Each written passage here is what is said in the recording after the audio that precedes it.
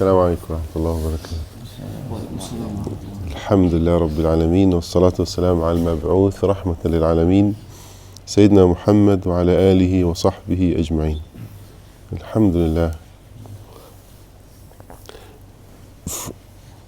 From the beginning of the message of Islam, from the beginning of the da'wah of the Prophet sallallahu alaihi wasallam,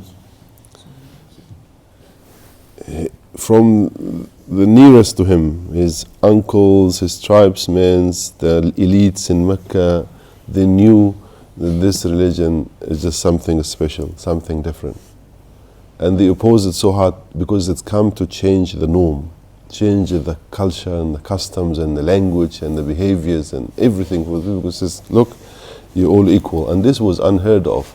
The next to the Arab were the Roman Empire and the Persian Empire and the Egyptian civilization and African civilization. All of them, with no exception, enslaved their people. The people were slaves, they're called the public, the common men. There is the class that rules and there is the class of being ruled. You don't own nothing.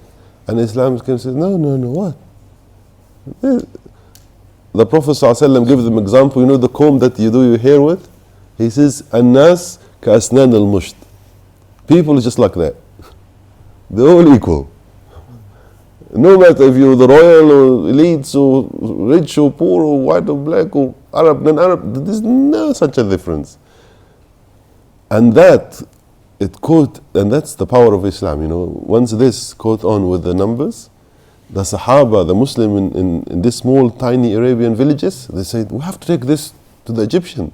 We cannot keep it ourselves. Our poor brothers in Egypt, our poor brothers in Syria, our poor brothers in Iran and Iraq and India and Pakistan, and just in 20 years, they took over the whole known world. Just known world, Muslim were just knocking out empires. Why? Because the local themselves were so happy. We're going to own the land again. We're going to be respected again. And in 100 years, Muslim civilization, Muslim invented hospitals, universities, libraries, cities, street lights, public pass and spa, and all cleanliness, and this is Muslim invention. Still, till the oldest university on the face of the earth today is in Muslim land. Al-Qayrawan in Tunisia, Al-Azhar in Egypt, There's another university in Morocco. These, the oldest, and still open and running. So what happened is, all the civilization started to learn Arabic, to learn what is these people, how they become so advanced, so powerful like this. So the royal families, and it's documented royal family in England or in Austria, they send their own family and they are begging, letters begging, can you please send the royal family, the princess and the prince, to come to your country and learn. So they kept on coming for hundreds of years. The elite was to come and learn. The elite was the woman to wear niqab. This was the fashion, this was the norm. For women to wear, there's a book in here.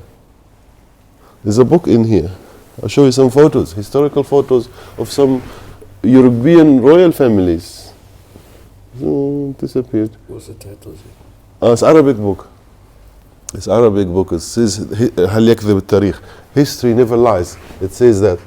And still till today, families in Spain, families in Austria, the women wear black and wear very long dresses. It's a very small group, but they look, you will never know that they are European.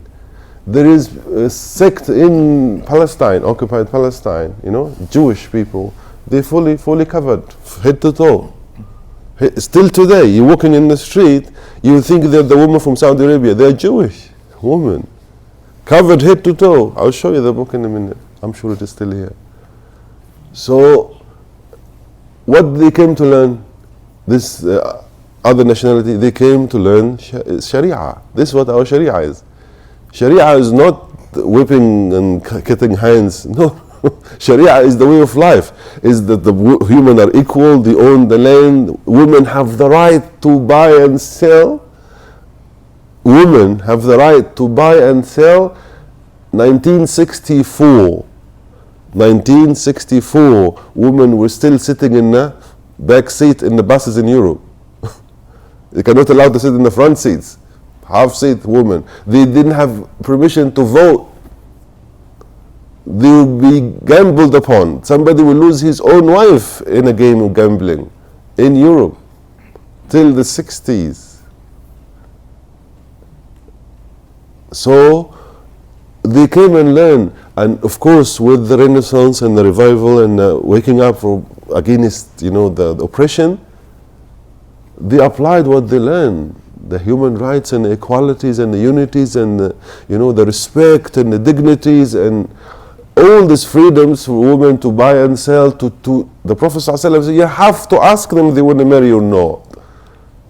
All this quote unquote arranged marriages and no, this is not Islamic, this is culture, dark culture. But Islam, the Prophet ﷺ will say, you ask. And if she says no, nobody has the right to force his daughter or sisters to get married. So they copied all this, they studied all this, they translated all this, and that's what made the Constitution in the US, in Europe's country, all of them, what are they? Sharia compliant. They have, those who say we don't want Sharia here, tough luck, you're 800 years late. Sharia is already here. It's already in every way that says dignity and respect and honor and honesty and generosity. All this that is in the constitution of every country is actually, where did it came from? From the civilization that survived. Which civilization survived? Islamic civilization. There is no more Roman or Persian, all this, they're gone. Muslim translated, took the best of it and represented to the world. So we should not be shying out, oh no, Sharia, no, what are you talking about? Sharia is to, the Prophet ﷺ said, Sharia is to remove the harm from people's way. That's Sharia. To park properly, to drive properly, that's harm, is to move from people's way. Yeah? Sharia is when somebody asks you, you don't just mislead them. And no, the Prophet ﷺ said, Man katama ilman, if you conceal and keep the knowledge that people needs, that is hellfire material. It's not allowed in Islam, which is nowadays all the patent and all the secrets, trades and secret industry that only one company can make the seeds for this kind of vegetables or fruit. Only one company can make this part in the component of the material. It's only one company. It's not Islamic. It's not allowed in Islam. You have to share, otherwise it's not fair. You get 90% of the population of the earth living on day to day, bare minimum, and 1% of the population of the earth owning everything and controlling everything. And it's getting worse. It's getting much, much worse. NASA is saying they're going to send somebody to space journey one day, $87 million. And people booking. How can the people in Africa and Asia and all those countries that can't even know $87? They will never have $87 in the whole life. The whole tribe will not have it. And somebody is spending $87 million just to be shot in a rocket and come back.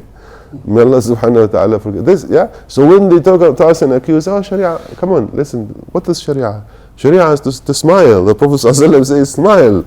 The Prophet ﷺ says, Alqi salam ala man arifta wa lam ta'rif. You say salam to everybody, those you know and those you don't know. Nowadays, no, I know you, then I come and say salam to you. If I don't know you, I'm suspicious. Yeah, SubhanAllah. This is not, Sharia is when the Prophet ﷺ goes to the market and he puts his hand in the product, the wheat and the corn that they sell in the market, and he says, why are you putting the good one on top? The one under there is soggy. Why are you putting the one, why are you tricking the people? Nowadays, the biggest brand, the supermarket, the biggest brand, when they bag the stuff, it means something is wrong inside. And they put the label when the apple is rotten. They stick the label on top of that brown bit. Yeah, that's what they do. So this is not Sharia. Sharia will come and clean this. No, you cannot cheat. Umar ibn Khattab used to go to the bakery where they make bread, and he will check with them and says, come on, wait, balance it, make sure it's all, subhanAllah. This is the leader. Umar ibn Khattab is the one that invented policing. Al-Asas is called. Policing was invented by Umar ibn Khattab. Nighttime securities to go around and check that the streets are safe and nobody is cheating in the dark at night. It was him who started this. And guess what? Subhanallah. He goes around policing and he heard some people in farmhouse And the mother says to the daughter, add water to the milk, mix it, go bigger and make more profits. It's normal. Fonterra does it. Yeah? Fonterra does it. We don't drink milk. I don't know what we drink. Yeah? They just get tankers like the petrol tankers, exactly similar to petrol tanker, by the way. Tanker goes to the farm, fill it up, and they come to the factory. They just, stainless steel. Yeah? And just plug it in. But what happened after that? When they heat it and extract all the goodness out of it to make all these billions of dollars for the shareholders and so on, and us, what do we drink? A or 2A, whatever. They keep on telling us in the news. May Allah subhanahu wa ta'ala, so many sickness, so many problems happening. We don't know. Maybe in 100 years they will discover that the meat we ate because of this, and the chicken we ate because of this, and So Umar ibn Khattab invented this to make the public safe and secure. He goes himself and he hears farmers or farmhouse, and the lady, the mother is telling the family, the daughter, add water. And the girl says, Mom, it's haram, it's not correct. We're cheating. She said, no cheating, we're just making a little profit. She said, no. Umar ibn Khattab, Umar ibn Khattab is very strict, and he already says, no cheating to anybody. He says, Umar is asleep. What do you worry about Umar? And he's outside listening to the whole thing. He gets a big chalk and he marked the house. Because the daughter says, if Umar is asleep, Allah never sleeps, ma'am. Allah never sleeps. We do it for Allah. He marked the house. You know how he marked the house? He goes home and he tells his sons, who getting ready to get married? I got a wife for one of you. Who's the wife? This daughter. The royal family, the most powerful man on earth at the time. Umar was the most powerful man on earth. Yeah? He goes from Medina to receive the jewel of the Roman Empire. Every city in all days has keys, walls and keys. Jerusalem was the jewel where the emperor of the Roman Empire used to go and wash the altar, the Jewish place. He used to wash it with his own hand and make sujood there. This is the most sacred place for them. They give the key to Umar ibn Khattab. Yeah? So he's so powerful. Look at what he does. Farmer, daughter, which is some of us will just quickly just give us some, here you go, some. No. He wants to get it to the family straight away. Who wants to get married for the sons? Who is ready? And I asked him, say, I'm ready. He says, you're going to marry this girl. Yeah? And this girl, subhanallah, she gave birth to another girl named Layla. And Layla gave birth to somebody, his name is Umar ibn Abdul Aziz. Umar ibn Abdul Aziz, they call him the fifth caliph. Even though he is the great-grandson of Umar, he says, this man, at his time, the people were so happy and wealthy and rich, they couldn't spread the sadaqah money. He says, come on, there's lots of money here, justice, subhanallah. They say to him, wallahi, we can't find poor people. He says, okay, buy seeds and go and throw it in the farms and the desert so animals can eat. Umar ibn Abdul Aziz, this is the great grandson. Yeah? Umar ibn Abdul Aziz, he used to be one of the richest men in the world. Yeah, before his family, the Umayyad family, so rich, and he is one of them. He had his own hairdresser, his own when he's a baby. Yeah, they have the family. One will cut his hair, one will comb his hair, one will wash him, one will dress him. Royal family. And he has his own teachers in Medina, his own private teachers to teach him. But subhanallah, he was the Amir of Medina when he grew up, became the Amir of Medina, and then he became the Khalifa overall. When he became the Khalifa, he says to his wife, the responsibility now is too big. He says, I had ambitions to be the Amir. I became the Amir of Medina. I had ambitions to be the Khalifa. Now I'm the Khalifa. I have ambitions to make it to Jannah. He told his wife, and to make it to Jannah, we cannot live like this. We cannot be in the palace. She said, what? And Fatima, his wife, her brothers is Khalifa, his father is Khalifa, his husband is Khalifa. It's all royal, big families. And she was also one of the richest people in the world. She said what? He says, you agree with me? We move to the village. We move to be among the people to see how they live so we can help them out. You leave everything behind. And it's up to you. You don't have to, because it's a very hard decision to take all those treasures and to leave everything. It's going to go out and go and live on a bare minimum. She said, I choose Allah. I also want to make it to Jannah. Subhanallah.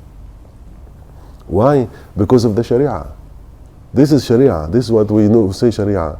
So, when all this tyrant, all these oppressors, all those criminals, criminals in the Muslim world today, who say Sharia to oppress the people, to put people in jail, to kill people, this is criminal.